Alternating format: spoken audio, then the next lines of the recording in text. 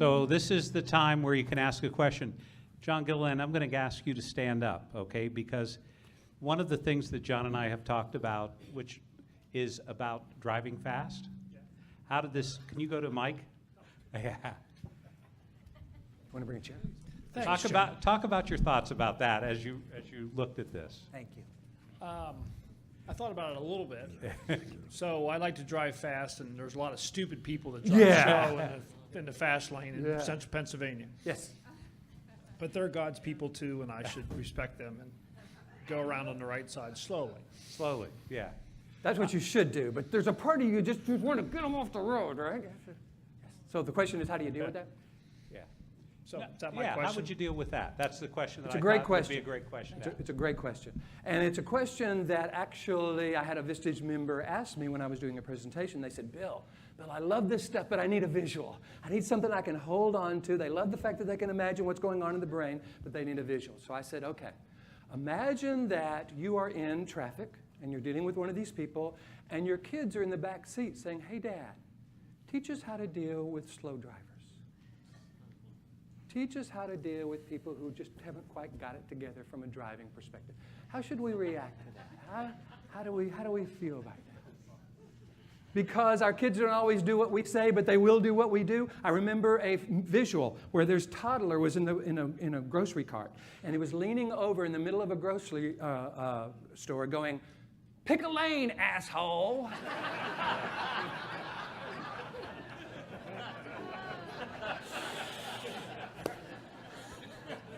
The mother said, I think I have a problem with road rage here.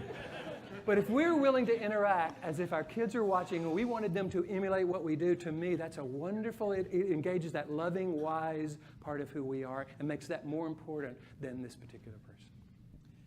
John, I picked on you because I knew you wouldn't mind if we did that a little bit, and that was helpful, I'm sure, right? Other questions for either Dean or Bill? Yes. Glenn, come on up here to Mike, okay? That way you get to be a star. We can, over here in the center. Yes. I'm used to talking loud. Okay. On your last bullet, which was rushing to the problem, solving too soon. Yes. Can you say anything more? It felt like we kind of stopped. Sorry. I was trying to do this in a timely way so we could get into that, yes. Yeah, here's the thing. We recognize that we want the problem solved. We even might have some real good ideas about how it can be solved. But now we know that if we go to problem solving before they've shifted from their resistant brain to their receptive brain, our great solution will fall on deaf ears. Plus, it's very possible that they could be bringing some new awareness to the solution that we didn't have. You know, we have a perspective, but other people have different perspective, and it's always great to combine them. So when we're willing to make problem solving the last step we use, then we now know that we're in the neocortex, they're in the neocortex, our solution is going to be able to be heard, and they might even add to it in a really wise and wonderful way. So we got to be willing to postpone that need to problem solve too soon until we know they have shifted to the upper 80% of the brain. That's generally that neocortex question. Okay. Sharon, come on up. Hi, everyone. Okay. So, Dean, you want us to stay out of the neocortex, right? And then, and Bill, you want us to get into the neocortex. Is that, Dean can answer that. I'm not sure that's, no, I think Dean wants you to get there, but go ahead. No, I want you to understand that the neocortex is going to get triggered irrespective, and I want you to be conscious of how you're triggering people's neocortex. And I'll talk to that a little bit. We want to be in the purposeful part of the brain, which is the neocortex. And we want other people to be in the purposeful part of their brain. But we got to recognize that their limbic system and their brainstem are, if we're not careful, controlling their perspectives, and if we're not careful, controlling ours. So once we're willing to take 100% responsibility for being in the top of the mind in our neocortex, and then getting them to theirs, what I think happens is now we're in the thinking part of the brain, the purposeful part of the brain. The reason we don't want to go to the neocortex in a fight or flight situation is it's too slow. But in regular situations, it's where our purposefulness comes from. Is that fair to say from your perspective? So here's the example. Let's say that you and I become friends, and we decide to take a little car vacation together. So we get on the road, guys. We drive 6 hours south of here. We pull off the road to a town we've never been in. There's two diners. We've never been here before. It's time for dinner. One diner has a parking lot full of cars. The other's completely empty. Which diner has the better food? Well, you guys just used a trigger, didn't you? Your neocortex didn't do a lot of thinking there. Jeff, the question I asked is which one has the better food? Do the number of cars always equate to better food, guys? Yes or no? Well, that guy owns the used car dealership. He just parks them here. See, now you're making more, but that's not what people say in that moment.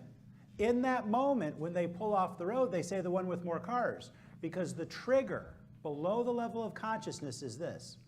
We look for what other people like us have done because it reduces our risk. So, guys, what's the sign say under the golden arches at McDonald's? Why? When we were kids, what did it say, Jeff? It said 3 served, and we had the first 2. Guys, when Jeff and I were kids, the sign said over 1 million served. You remember that? And then around junior high, it said millions and millions, and it said over 100 million. Then it said over, anyone remember a billion when it said a billion? What did we think when we saw that? That's a lot of Big Macs, right? The newest one I've seen now says over 100 billion served. It's in Chicagoland, just outside of Chicago. Guys, why has McDonald's been changing that sign and making the number bigger for the last 40 years? What's the message they're sending to us? The sign says 2 things to travelers who pull off the road. Billions and billions served says 2 things. You ready? It ain't great, but it probably won't kill you today.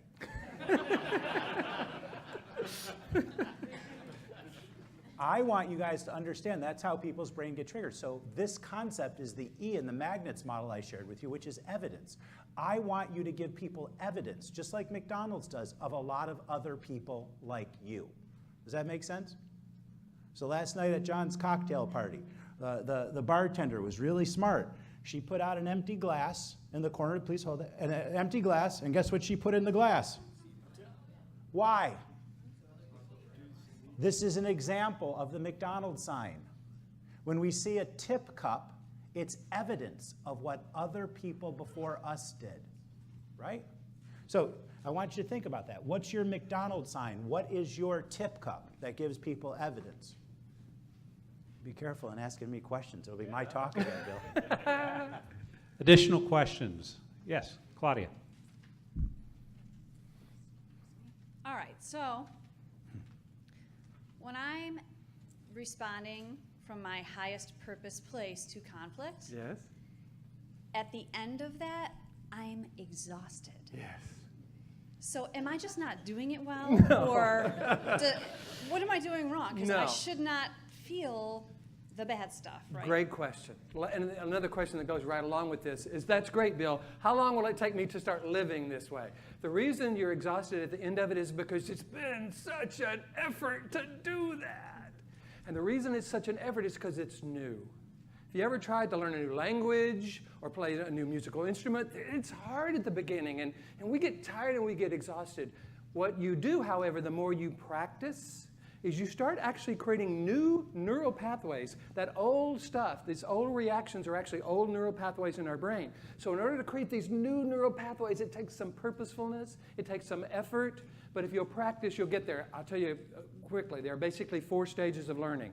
The first stage of learning is called unconscious incompetence. That's where people don't know what they're doing, but they don't know what they're doing. You've seen people at that stage. That's a hard stage. The second stage of learning is called conscious incompetence. That's where we start to learn a new language or a new musical instrument, but it's hard and it takes a lot of work. The third stage, and this is where everybody's going to be now that you've been exposed to Dean and my stuff, is called conscious competence. You've now got the information. You can do it, but it takes a lot of work and a lot of effort. If you'll do it over and over and over, you actually get to the 4th stage of learning, which is called unconscious competence, because it's now become a new habit. You've got new neural pathways going from your limbic system to your neocortex. And you can go through life and almost never be triggered if that's what you want. I can say, because I think it's my responsibility to do this, that over the last 4 years, I've only been really upset twice. Now, that's not me bragging. That's just saying I shouldn't be up here teaching this stuff if I'm not out there practicing it. And I got to tell you, it's a pretty wonderful way of living, because I'm not dumping that cortisol into my body, and I'm able to be in the top of the mind more and more because I practice it a lot. So the more you practice it, the easier you'll get. Just practice it with little annoying people first. Don't wait to get to the most difficult person you can find. Other questions? Okay, so we might get another question here in a second. Sure. What I'm gonna do is a couple of things that Vistage groups do. One is I wanna remind you, A, to go back and fill in, drop your card in if you wanna win one of the door prizes. We'll start having them after lunch, and I'm just gonna pick the names out back there and bring them up and tell you who they are, for the coaching and for the Vistage groups and for the Penn State stuff. But one of the things I want you to think about, because when you speak things out into the air, it makes a tremendous difference, doesn't it, Dean? When you write it down and speak it. So I'm just gonna grab some people that I know probably won't mind too much. Ed, I'm gonna grab you. That's a great look on his Now face, look by at, the way. That's a you great should look. have seen his look when I said that, okay? He said- But what I'd like you to do is to kind of talk about this morning in general, and just one takeaway for you that you can actually implement at Advantage Engineers, so. Well, yeah, I'm not accustomed to this being singled out. A great morning, very great morning. Two excellent speakers. My takeaway is risk, assessing what others' perception of risk is, trying to eliminate their risk. And I think that's sometimes where people or customers shut down. They're scared. So if you can understand that better, maybe eliminate it, I see it can open a lot of doors. Thanks. All right, Mark, I'm going to ask you, see, I'm picking on people now. These are people I know, so. Yeah, great job this morning, both of you guys. I think that one of the things that I really need to work on and focus on is making everything about somebody else and not yourself. It's too easy to really focus on yourself or your own business and talk about your own business and try to sell the business versus selling the customer, really. Okay, so I'm going to have our Vanna White, Jan, takeaway for you. I'm in a different business. I'm a pastor. And so the takeaway is basically all of you could be members of my congregation. And how do we reduce the risk, get to the yes, and participation? How do we help create a vision in a congregation in transition? I do interim ministry, so I help people move from one place to another place, which maybe isn't all that different from what you all do. Yeah, that highest purpose concept fits really nicely with that. And by the way, for those of you who have a spiritual or religious perspective, or any other perspective, hopefully, that this fits nicely. Okay, Jeff. First of all, I think we owe them a round of applause this morning. For me, it's simple, and it's actually a theme we're in the middle of right now. It's we go day to day, focused on the biggest problem of the day and the client's biggest need or issue, and we forget to stop and actually work on the bigger picture. And this backs us up a little bit, make sure we focus on the bigger picture all times. Okay, great. All right, we're going to pick a few more here. Gary? A couple things, I think. First of all, take control of our lives. I mean, to your point, there's so many decisions you make every day, so many things coming at you. Step back a little bit and say, wait a minute, what is my purpose? I find that very motivating. And then I think the second thing is making it about them, not us. It's so easy in the intense world of business to make it about yourself. JD? Yeah, okay. I have a question. All right. Question that? I was hoping this would spur a question, so thanks. And a lot of what you guys talked about, it was very much individually focused, but I feel like more and more we deal with groups. I have to get a whole group to say yes, or I have to persuade an entire board to make a decision. So do you apply these to each individual person, or do you make the group one identity? Yes. Simple answer. So one of the members asked me what the largest group I ever spoke was. So I had a chance. I spoke for a Vistage in Milwaukee a few years ago. Now, Vistage started in Milwaukee, and it was called Tech, the Executive Committee. So I got invited. First group was formed in 1957. I got invited to speak to Tech number 1. Great honor, right? Except it was 30 below, and you guys remember 2 Februarys ago? With the wind chill. You know how cold 30 below is? It's so cold you start laughing because you can't cry. So anyways, right? So I go in, I give this Vistage talk, and afterwards, and I looked up before I went, and I said, really, Lord? 30 below? Thank you, Lord. I'm in Milwaukee, really? Right? And then I'm here for one person, right? I'm just here for one person. I don't know who it is. I was here today for one person. I'm not sure who it is. So she walks up to me at the end of the session. She goes, Dean, I'm Judy. She goes, I want you to come back in June and speak to my team. I said, you got it, Judy. You got it. June should be warm, right? So she walks away, and the chair comes up. He says, you realize what you just agreed to? I said, to talk to Judy. He says, that's Judy Faulkner. She's number 132 on the Forbes list. She owns a company called Epic Software. You just agreed to speak to 6,000 people. Great. So I go out to the car. I called my mom and dad, right? I swear. I said, Mom, Dad, this is incredible. I said, I just got asked. My dad goes, that's awesome, Dino. My mom goes, you can't. I said, thanks, Mom. What do you mean? She says, you've never spoken to 6,000 people. I said, yes, I have. If you add up everyone I've ever spoken to, that's 6,000. She said, that too. I said, yes, it does, because that's what I'm going to do that day. That's what I tried to do today. I picked you guys one at a time. Right now I'm talking to you, okay? I picked you guys one at a time. My belief is this. We make the mistake of not focusing on people one at a time. So if you got a group, I want you to take a step back with your team and say, let's think about each individual in this group. Yes, you're going to go in and talk to the group, but you need to make sure you're thinking about the individuals involved. And every group has a group brain. And some of the people are in their neocortex, and some of the people are in their brainstem. And if you try to get the people from the brainstem to the neocortex, they're going to feel singled out and get real defensive. So there is a process that I have created. I call it the cultural quadrangle. It comes from a trainer by the name of Bob Pike, the concept that people don't argue with their own data. So the way that you get people to buy into your culture is you make sure they have made it their culture. So here's what I do. I have a process, and I say, what are the qualities and characteristics that we want our culture to emulate? And people say responsible and helpful and joyful and all the wonderful things, but they're saying it. Then you say, great, what are the behaviors that bring that to life? What are people doing when they're being responsible? What are they doing when they're being helpful? And they talk about that.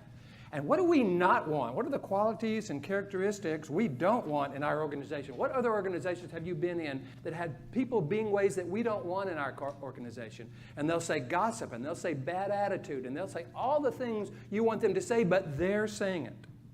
And then there are 4 neocortex questions that people can ask to make sure that they're bringing the qualities and characteristics and behavior they want and the qualities and characteristics they don't want. These 4 questions are on the back of this card. This card is out on the book stand. And the cool thing about the card is the top is perforated, and you can keep the top, and it has these 4 questions. The 4 questions are, number 1, am I doing this on purpose? Have I chosen to do this, or do I just find myself doing it? Number 2, is it effective? Is it getting the results I want? Number 3, is it defining me and our team the way we want to be defined? And number 4, would I teach this to my child, my children, or someone I love? 4 neocortex questions that will almost always have you doing the right thing and have the group doing the right thing. Cool. Other questions, thoughts? Okay, I sense it's time for lunch. What we're going to do is, I believe lunch is outside completely. Under the tent, nice day, go out, enjoy some lunch. Dean and Bill will be back. And I just want to point out, I left some stuff back there where John's thing is for you guys to put your, this is a 1-page summary of my book. So if you guys want one of these, it's back there by the little handout thing. There's a bunch of them. Grab one if you'd like. You can grab one. These guys can go back and sign a book, talk to them on your way out, on your way back, Cool. sign up for the door prizes. Thanks for this morning.